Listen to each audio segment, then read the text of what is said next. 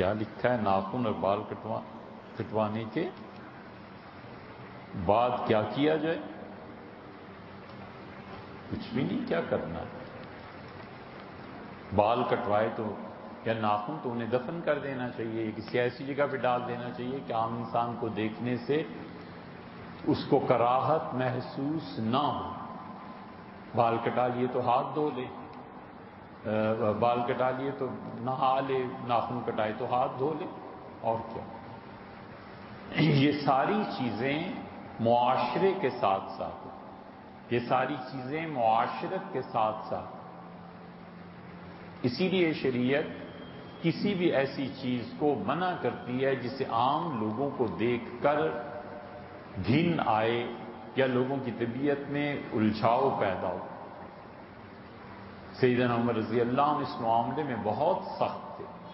ایک اسلامی معاشرہ جو تشکیل پاتا ہے وہ ہر اس چیز پر، ایکٹیویٹی پر پابندی لگاتا ہے جس کی وجہ سے عام لوگ متاثر ہیں۔ مثلا ہوا کا خراب کر دینا، ایسے درخت لگا دینا جس کی وجہ سے الرجی پیدا ہو، یہ شرعاً جائز نہیں ہے۔ جنہوں نے اسلام آباد بنایا تھا انہیں بالکل یہ نہیں تھا خیال کہ ہم کرنے کیا چلے ہیں۔ پولن الرجی کو دیکھ لو، کتنے سال بعد وہ آ گئی نا بیماری۔ پرانے زمانے میں اس کی مثال آپ کو مل جائے گی کہ یہ ہوتی تھیں چمنیاں، اور چمنی میں لکڑی جلاتے تھے اور اس کی وجہ سے دھواں ظاہر ہے اوپر جاتا تھا۔ فقہا نے چمنی کی پیمائش لکھی ہے، انہوں نے کہا چمنی کوئی بھی آدمی اگر بنائے گا تو اتنے فٹ بلند رکھے گا کیونکہ اس کے دھوئیں کی وجہ سے اس کے پڑوسیوں کو سانس لینے میں تکلیف نہ ہو۔ چنانچہ ایسی شکایت کی گئی تھی قاضی ابو یوسف رحمۃ اللہ علیہ کے ہاں، تو انہوں نے کہا یہ اس کی چمنی جا کے فوج اور پولیس کو بھیجا اور فرمایا اس چمنی کو گرا دو، تو وہ چیخا، تو انہوں نے کہا تمہیں پتہ نہیں ہے کہ تمہارے سایوں کو سانس لینے میں تکلیف ہوتی۔ سیدنا عمر رضی اللہ عنہ بالکل گوارا نہیں کرتے تھے کوئی چیز ایسی راستے میں پڑی ہوئی جس کو دیکھ کے لوگوں کو گھن آئے۔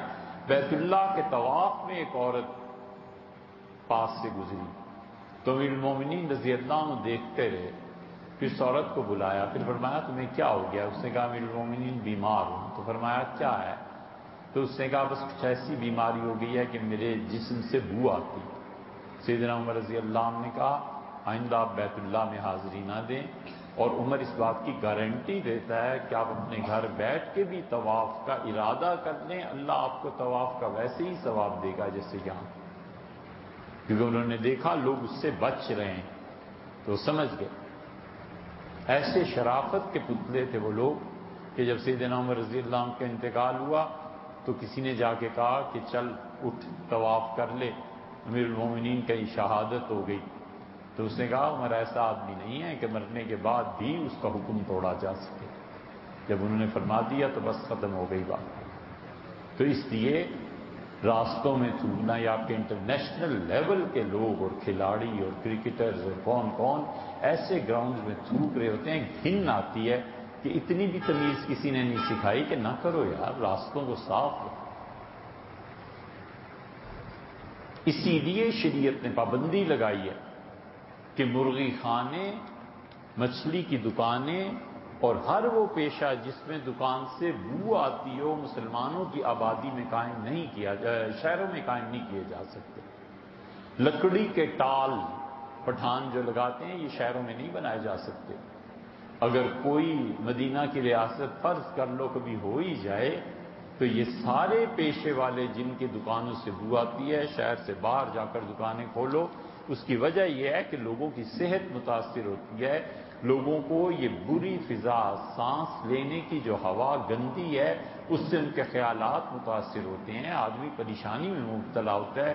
اسی طرح یہ ٹیڑھے میڑھے راستے، آپ کبھی غور کریں اسلام آباد میں کوئی جگہ ہے جہاں آدمی جا کر آرام سے پیدل چل سکے؟ 10 منٹ چلو کوئی نہ کوئی کھڈا آ جائے گا، ایک اینٹ ٹیڑھی لگی ہوئی ہے، آدمی سوچے سمجھے کہ ان راستوں پہ چلے۔ شریعت اسی لیے روکتی ہے اور راستوں کو بالکل ہموار رکھنے کا حکم دیتی ہے تاکہ لوگوں کی ذہنی کیفیت ٹھیک رہے. وہ پیدل چل رہے ہیں، انہیں کسی کو موچ نہ آ جائے، کسی کا ہاتھ نہ ٹوٹے، کسی کا پاؤں نہ ٹوٹے. یہ سب چیزیں عام معاشرت سے تعلق رکھتی ہیں. اسی لیے حکم یہ ہے کہ جب بال کاٹے جائیں گے تو بال دفن کیے جائیں گے، ناخن کاٹے جائیں گے تو ناخن اس زمانے میں زمین میں اس لیے دفن کر دیتے تھے کہ یہ کوئی شرعی حکم نہیں ہے. یہ حکم عام طور پر اس لیے ہے کہ نظافت، پاکیزگی یہ چیزیں قائم ہیں.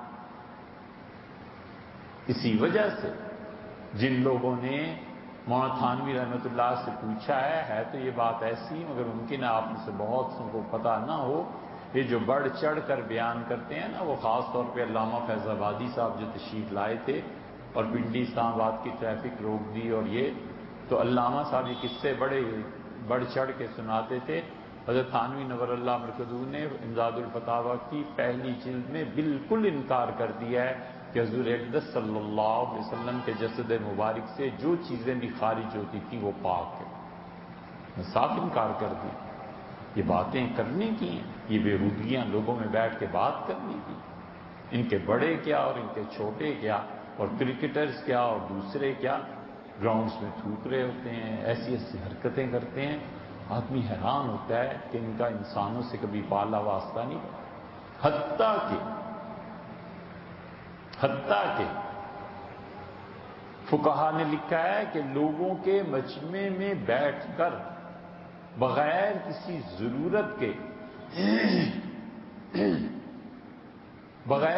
ضرورت کے یوں کرنا، گلا صاف کرنا مکروہ ہے. وہ کہتے ہیں تم تو گلا صاف کر رہے ہو، دوسرے پہ کیا گزرے گی. یہ باتیں سن کے پڑھ کے لوگ کہتے ہیں آپ تو لکھنؤ بنانا چاہتے ہیں، ہم کہتے ہیں انسان بنانا چاہتے ہیں. یہاں تک شریعت کا حکم. اسی لیے حضور اقدس صلی اللہ علیہ وسلم سے کئی جگہ پہ آپ کو ملے گا ان چھوٹی چھوٹی جو بظاہر باتیں ہیں نا، ان پہ گرفت فرمائی. مسجد کی دیوار دیکھی اور وہاں پہ تھوک لگا ہوا تھا. حضور اقدس صلی اللہ علیہ وسلم بہت ناراض ہوئے، کھڑے ہو گئے اور فرمایا لوگوں کو تھوکنے کی بھی تمیز نہیں ہے.